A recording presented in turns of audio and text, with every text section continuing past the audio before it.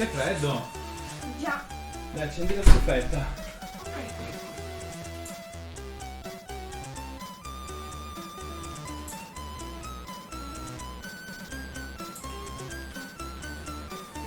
Ora sì che si sta meglio.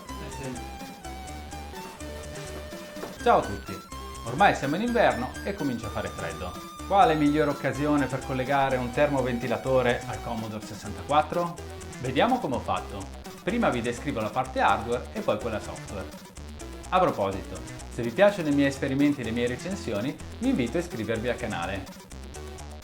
Per collegare la stufetta elettrica al Commodore 64 ho utilizzato un'interfaccia con 4 relay e fotocopiatori.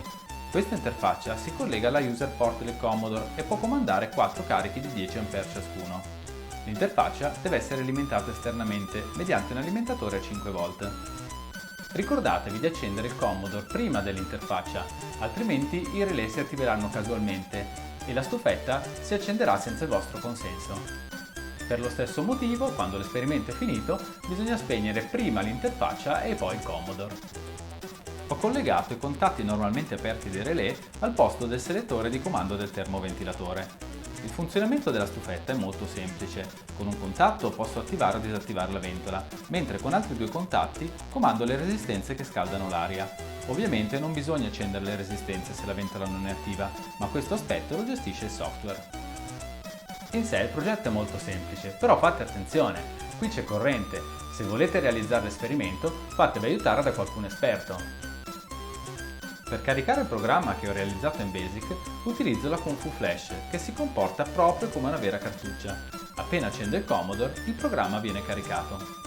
Avevo già realizzato una recensione della Kung Fu Flash, se vi interessa la trovate sul mio canale YouTube. E infine ho voluto migliorare l'esperimento, utilizzando anche un joystick per pilotare la stufetta elettrica. Ed ecco il software di gestione del termoventilatore. Appena si accende il Commodore 64, il programma parte in automatico grazie alla Kung Fu Flash.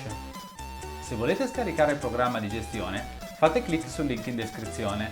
Lì troverete tutte le istruzioni passo passo di questo esperimento ed anche il programma scritto in BASIC per il Commodore 64.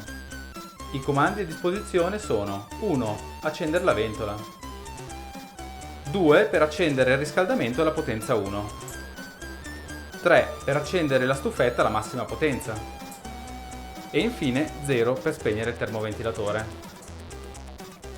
Si può anche uscire dal programma premendo X. Quando si esce dal programma la stufetta viene spenta in automatico qualora fosse rimasta accesa. Per rendere il progetto più divertente ho fatto in modo che la stufetta elettrica potesse essere comandata anche con il joystick. Vediamo come funziona con la stufetta aperta. Per accenderla e spegnerla bisogna premere Fire. Quando è accesa, spostando il joystick in alto e in basso, si può regolare la potenza di riscaldamento del termoventilatore, passando da solo ventola a potenza 1 e quindi a piena potenza.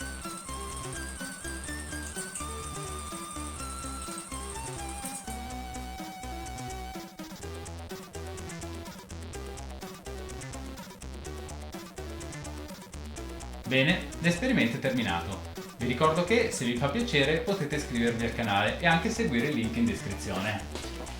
Spero che questo video vi sia piaciuto. Se vi è piaciuto lasciate un bel like e iscrivetevi al canale. Se no, insultate mio papà qua sotto nei commenti.